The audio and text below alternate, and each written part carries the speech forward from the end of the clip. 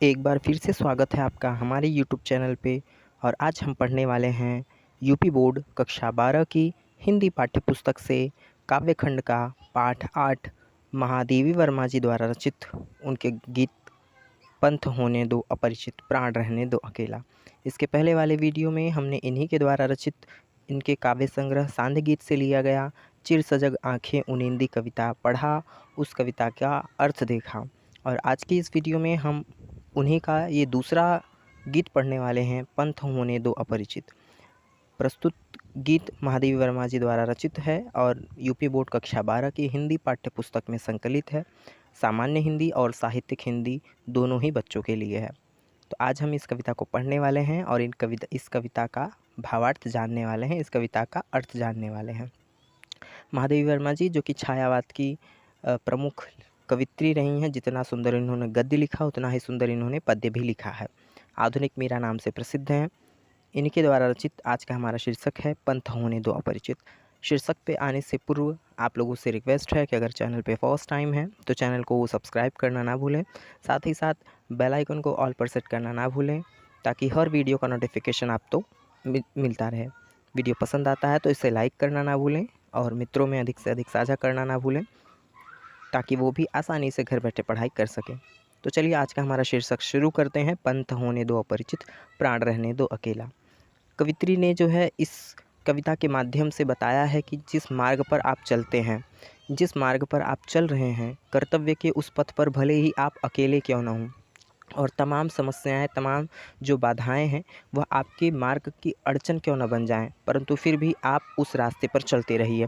अर्थात अपने कर्तव्य के पथ पर, अपनी साधना के पथ पर चलते रहिए। तो चलिए शुरू करते हैं आज का हमारा गीत शीर्षक दूसरा।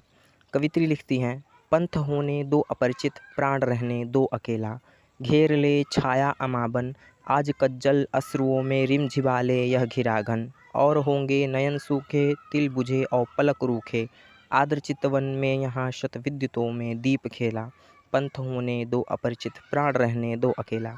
कवित्री कहती हैं पंथ होने दो अपरिचित। पंथ का अर्थ होता है रास्ता, कि पंथ अर्थात रास्ता भले ही अपरिचित होने दो। अपरिचित जिसको जाना न जा सके, जिसके बारे में पता न हो, कि भले ही पंथ या रास्ता अपरिचित हो और प्राण रहने दो अकेला। और प्राण अर्थात लेखिका ने स्वयं के लिए कहा है कि पंथ भले ही, रास्ता भले ही अपरिचित हो और उस साधना के पथ पर अकेले ही मैं चलूं, यानी अर्थात मेरे प्राण अकेले उस साधना के पथ पर चल रहे हों, अर्थात उस साधना के पथ पर चलने वाली मैं अकेले ही क्यों न रहूं और पंथ भी, रास्ता भी, साधना के पथ का जो रास्ता है वह अपरिचित ही क्यों न हो, परंतु फिर भी मैं अपने साधना के पथ पर चलूँगी।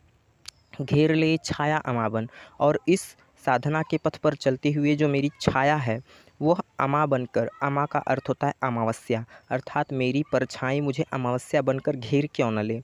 आज कज्जल अश्रुओं में रिमझिमा ले यह घिराघन, और ये जो घिरे हुए घन अर्थात बादल हैं, ये घिरे हुए बादल हैं कज्जल अश्रुओं में, अर्थात काजल लगी आंसू में, आँखों से प्रलय की वर्षा करने लगे, अर्थात जो है घनघोर प्रलय की वर्षा क्यों न बरसने लगे।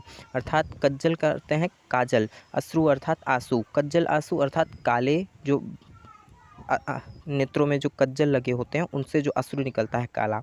कवित्री ने सीधा यहाँ कहने का, कवित्री के आशय यहाँ पर यह है कि भले ही जो आसमान है, जो बादल है, वह जो है प्रलय की वर्षा क्यों न करने लग जाए, कि मेरी परछाई आज अमावस्या बनकर मुझे घेर क्यों न ले, और भले ही जो आसमान है वह जो है प्रलय की वर्षा क्यों न करने लगे, अर्थात प्रलय के अश्रु में रोने क्यों न लगे।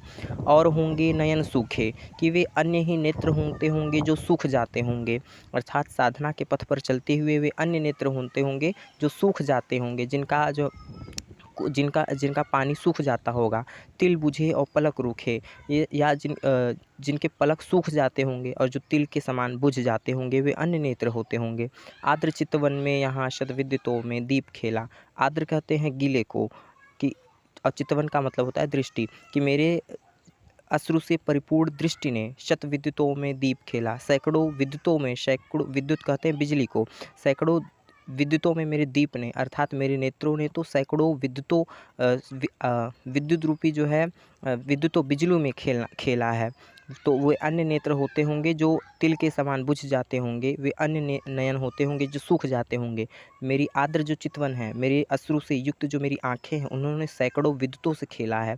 और मेरा प्राण भले ही अकेला क्यों हूँ, पंथ अपरिचित क्यों हूँ, मैं इस साधना के पथ पर चलूँगी। पुनः देखते हैं एक बार इन पंक्तियों के अर्थ को। कवित्री कहती हैं, पंथ होने दो अपरिचित, प्राण रहने दो अकेला। कि पंथ, रास्ता, साधना का जो मार्ग है वो अपरिचित क्यों न हो और उस मार्ग पर चलने वाली मैं अकेली क्यों न रहूं, परंतु फिर भी मैं अपने साधना के पथ पर चलूँगी।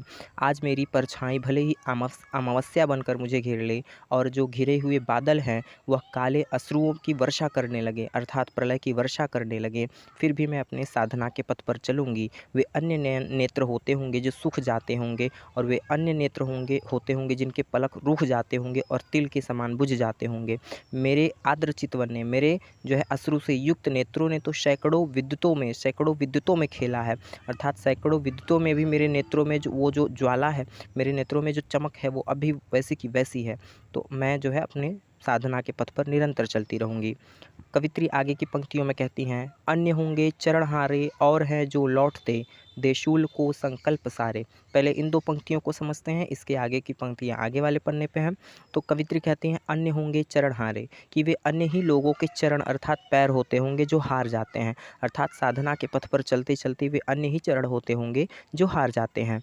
और है जो लौटते, और वे और ही लोग होंगे जो लौट आते हैं। देशूल को संकल्प सारे, सूल कहते हैं बच्चों कांटे को, कि वे अन्य ही लोग होते होंगे जो कांटों को संकल्प देके, अर्थात उन्होंने मन में जो इरादा किया और कर्तव्य के पथ पर चलते हुए जो उन्हें कठिनाइयाँ आई, तो उन कठिनाइयों को अपना संकल्प देकर वहीं से लौट के चले आते हैं। जिस प्रकार से व्यक्ति के मार्ग में कांटा आ जाए और पैर में कांटा लगे तो व्यक्ति वहीं बैठ जाता है। तो कवियत्री कहती हैं कि वे अन्य ही चरण होते होंगे जो हार मान जाते हैं और जो सूल को अर्थात कांटों को, रास्ते की कठिनाइयों को अपना संकल्प देकर लौट आते होंगे, वे अन्य नेत्र और वे अन्य चरण होते होंगे।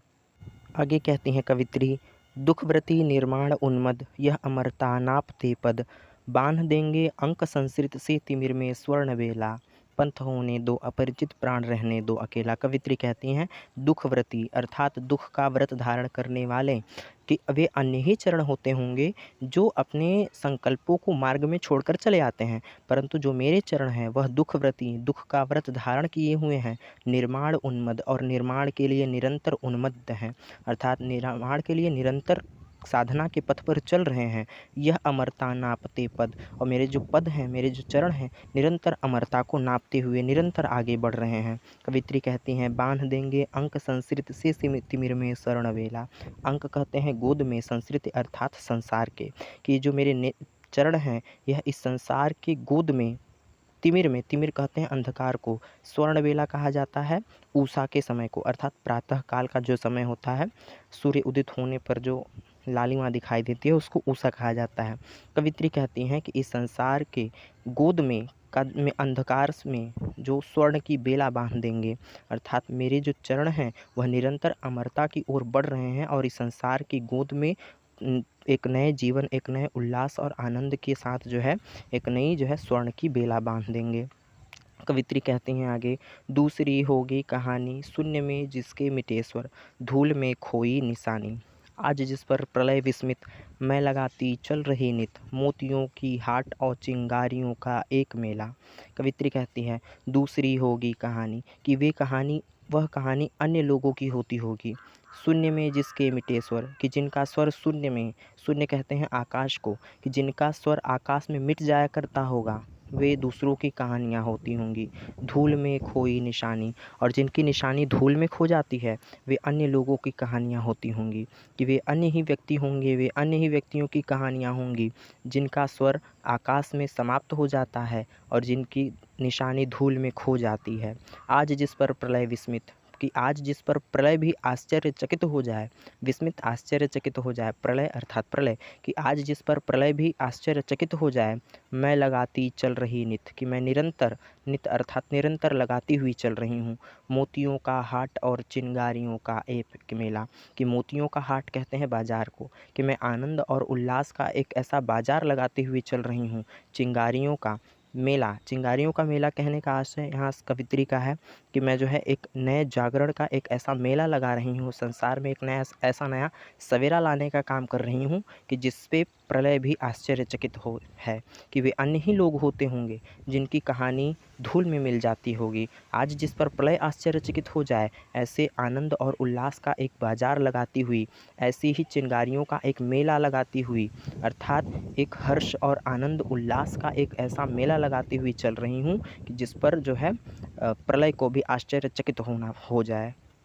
कवित्री कहती हैं आगे, हास का मधुदूत भेजो, रोष की भूभंगिमा, पतवार को चाहे सहेजो, ले मिलेगा उर अचंचल, वेदना जल स्वप्न शतदल, जान लो यह मिलन एकाकी, विरह में है दुकेला, पंथ होने दो अपरिचित, प्राण रहने दो अकेला। कवित्री अंतिम पंक्तियों में कहती है कि इस साधना के पथ पर चलते हुए भले ही कवित्री को आनंद उल्लास मिले या दुख मिले, परंतु फिर भी वह इस साधना के पथ पर निरंतर चलती रहेगी।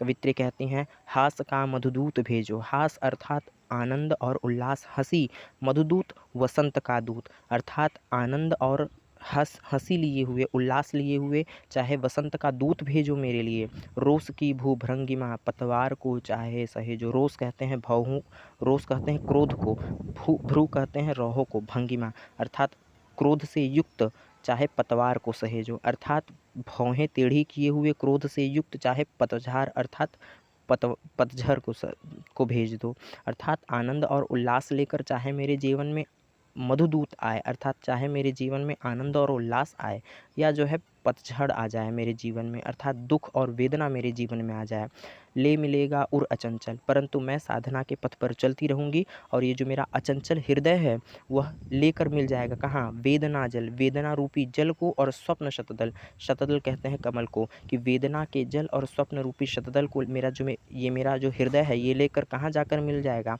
उस अपने साधक से मिल जाएगा। कवित्री ने इस पंक्तियों में बताया है कि जो अंतिम समय में जो साधक होता है वो अपने साधक से साधना पथ पर चलने वाला जो पथिक होता है वो अपने साधक से जाके मिलता है। तो कवित्री कहती हैं कि चाहे जीवन में आनंद और उल्लास आए का वसंत आए, और चाहे जो है दुख वैमनस्य और करुणा का पतझड़ आ जाए, मेरा जो ये अचंचल हृदय है ये वेदना के जल और स्वप्न के अपने शतदल अर्थात जो सैकड़ों स्वप्न के कमल हैं उसको लेकर के जाकर अपने जो है साधक से मिल जाएगा। जान लो यह मिलन एकाकी, कवित्री कहती है कि यह जान लो कि ये जो मिलन है वह एकाकी है, यानी साधक और जो है पथिक दोनों मिलकर जो है एक हो जाएंगे। विरह में है दुकेला, कि जब तक विरह में है तब तक ये दो हैं, जब एक मिल जाएंगे तब यह एक हो जाएंगे। अर्थात कवित्री कहना चाहती है कि जो साधना के पथ पर चलने वाला पथिक है जब वह अपने साधक से मिलेगा, ठीक, तो वो एक हो जाएगा। जब तक यह विरह में है तब तक दो है, जब मिला तो एक हो जाएगा। पंथ होने दो अपरिचित, प्राण रहने दो अकेला, कि साधना का पथ भले ही अपरिचित हो और उस पर चलने वाली मैं अकेली क्यों न हूँ, परंतु फिर भी मैं साधना के पथ पर चलूँगी। तो आज का हमारा ये जो शीर्षक था, पंथ होने दो अपरिचित, प्राण रहने दो अकेला, महादेवी वर्मा जी द्वारा रचित उनके काव्य संग्रह दीप शिखा से लिया गया था। इसकी व्याख्या यहाँ पे आज ख़त्म होती है। आई होप आपको समझ में आ गया होगा, लेकिन अगर कहीं डाउट है तो आप उस जो है स्टैंज़ा को या उस लाइन को या उस शब्द को कमेंट बॉक्स में ज़रूर पूछें। मैं प्रयास करूँगा कि आपके जो है सवालों का जवाब दे सकूँ। जाने से पहले एक बार फिर से रिक्वेस्ट है कि अगर चैनल को अभी तक आपने नहीं सब्सक्राइब किया है तो जल्दी से सब्सक्राइब कर लें और बेल आइकन को ऑल पर सेट कर लें, ताकि आने वाले हर वीडियो का नोटिफिकेशन आप तक पहुँचता रहे। वीडियो पसंद आए तो लाइक करना ना भूलें, मित्रों में भी अधिक से अधिक साझा करना ना भूलें, ताकि वो भी आसानी से घर बैठे पढ़ाई कर सकें।